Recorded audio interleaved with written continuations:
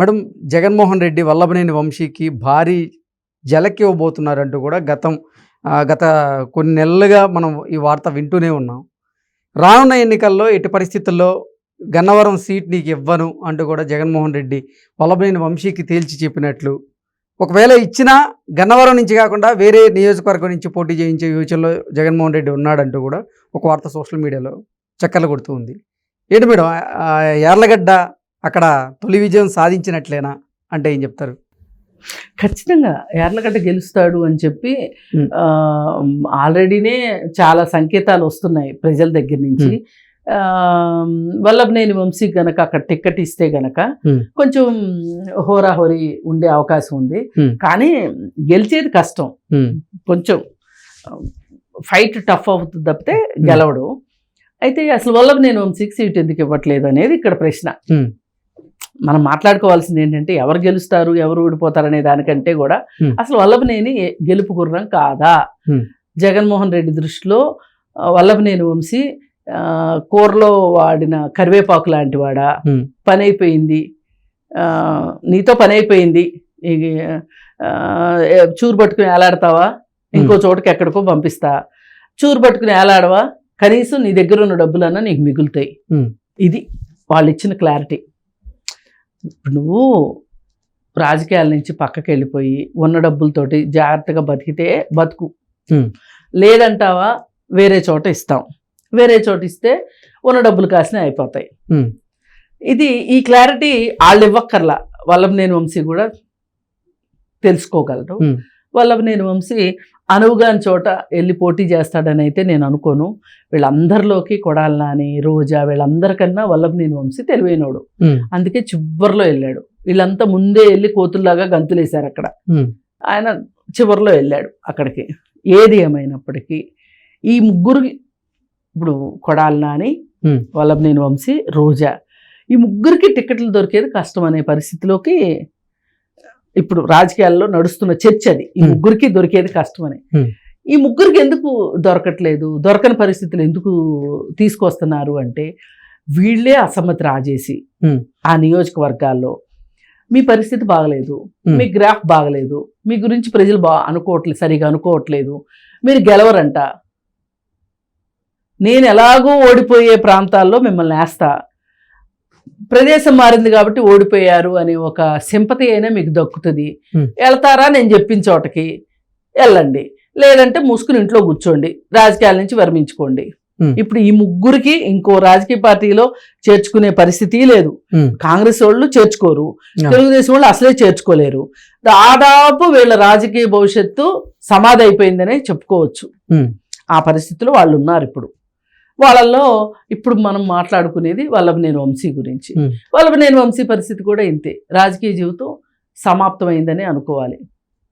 ఇక లేకపోతే ఏదన్నా ఒక కొత్త పార్టీ వస్తే చేరాలి, లేదంటే బాగా పిచ్చి ముదిరిపోతే ఇంకో కొత్త పార్టీ పెట్టుకోవాలి, అంతకంటే ఆల్టర్నేటివే లేదు. లేదు ఆయన అసలు పోటీ చేయడానికే నా దగ్గర డబ్బులు లేవు అంటూ కూడా ఆయన చెప్తున్న నేపథ్యంలో కొత్త పార్టీ పెట్టే అవకాశం ఉందంట చెప్తున్నాను. ఇప్పుడు ఆల్టర్నేటివ్స్ అంతే ఉంటాయి కదా. జనసేనలోకి వెళ్ళే పరిస్థితి లేదు, టీడీపీలోకి రానివ్వరు. ఇప్పుడు వైఎస్ఆర్సీపీలో అసలు రానున్న ఎన్నికల్లో సీట్ వస్తుందో లేదో కూడా కన్ఫర్మేషన్ లేదు. పరిస్థితి ఏంటి అసలు? పరిస్థితి ఏం లేదు, ఆయన శుభ్రంగా మళ్ళీ పూర్వాశ్రమంలోకి వెళ్ళి రియల్ ఎస్టేట్ చేసుకోవడమే, దందాలు చేసుకోవడమే. ఇప్పుడు ఆయనకేమి అనుభవం తక్కువ లేదండి, ఆయన ఏం తక్కువ అంచనా వేయటానికి లేదు. కొడాలని అన్న ఎక్కడా పనికిరాడు, కానీ మళ్ళీ బస్సులను లారీలు దుడుచుకుంటాం తప్పితే వల్లభనేని వంశీ చాలా తెలివైన వాడు. ఎందుకంటే పరిటాల రవి దగ్గర మెస్సులు వచ్చాడు, అతను తక్కువ అంచనా వేయటానికి వీల్లేదు.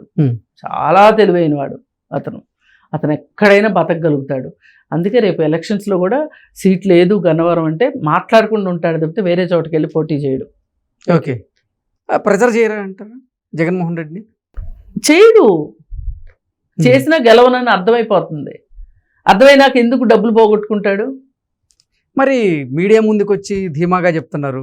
నేను అట్లాగే చెప్తారు, అట్లా చెప్పక నేను నా ఉన్న డబ్బులతోటి జాగ్రత్తగా బతకాలనుకుంటున్నాను, నా భవిష్యత్తుని ప్లాన్ చేసుకుంటున్నాను, నా ఈ భవిష్యత్తు కార్యక్రమం చెప్తాడా?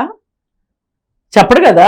ఉమ్, ఇప్పుడు రోజాని అడిగితే చెప్తుందా ఉమ్, నేను మళ్ళీ జబర్దస్త్కి వెళ్ళిపోతానండి, నాకేం బాధ లేదండి, ఈ రాజకీయాలు లేకపోయినా అని చెప్తుందా? ఉమ్, ఆ ప్రత్యర్థుల మీద పడి ఏడుస్తుంది.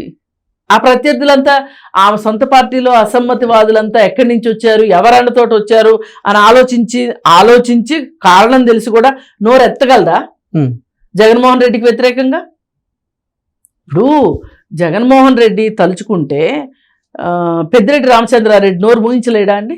ఉమ్, ఈ మొత్తం గలాటాకి పెద్దిరెడ్డి రామచంద్రారెడ్డి కారణం అని అందరికీ తెలుసు కదా, ఉమ్, ఎవరైనా చెప్తారు కదా. మరి ఎందుకు చేయనిస్తున్నట్టు చెప్పండి? రోజా మనకు బోలెడు సేవ చేసింది, రకరకాల సేవలు చేసింది. ఆమె సేవలను అసలు మనం ఇంత త్వరగా మర్చిపోతే ఎట్లా? రోజాకి టికెట్ ఇవ్వాల్సిందే అని జగన్మోహన్ రెడ్డి అంటే ఆగదా అండి? ఉమ్, ఒక అధినాయకుడు చెప్తే ఆగుతుందా చెప్పండి? ఉమ్, ఆగుద్దా? ఆగదా? ఆగిద్ది. ఆగిద్ది కదా. ఎందుకు చెప్పట్లేదు చెప్పండి? ఉమ్, ఎందుకు పెద్దిరెడ్డి రామచంద్రారెడ్డికి అంత పెద్దరికం ఇస్తున్నాడు ఈయన? పేరుకు పెద్దిరెడ్డేనా? అవసరం ఉంది చెప్పండి? పాపం రోజా మీకోసం ఎంత కష్టపడింది. ఆ శ్రీరెడ్డితో సమానంగా బూతులు తిట్టింది. ఉమ్, మరి ఇంత చేసినామని తీసి పక్కన పడేశారు.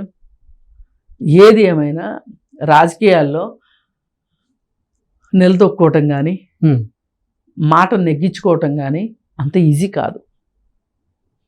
సినిమాల్లో వేషాలు దక్కించుకోవడం అంత ఈజీ కాదు. జబర్దస్త్లో అవకాశం తెచ్చుకోవడం అంత ఈజీ కాదు రాజకీయాలు. అది తెలియాలి మరి. అందుకే మనం కొంచెం మనల్ని ఎవరన్నా ఎక్కిస్తున్నారా అంటే కూడా గబగబా మొలగ చెట్టు ఎక్కి కింద పట్టడం కన్నా ఈ చెట్టు ఎక్కితే ఈ చెట్టు ఉంటుందా ఉండదా, అసలు నీ మొలగ చెట్టు ఎందుకు ఎక్కిస్తున్నారు, ఇవన్నీ ఆలోచించుకోలేకపోతే పరిణామాలు ఇలానే ఉంటాయి. ఓకే, అసలు వల్లభనేని వంశీకి ఎందుకు ఇంత వ్యతిరేక పవనాలు వీస్తున్నాయి గన్నవరంలో అంటే ఏం చెప్తారు మేడం? ఇప్పుడు అతను పార్టీ మారాడు కదా, తెలుగుదేశంలో గెలిచాడు, గెలిచి పార్టీ మారాడు.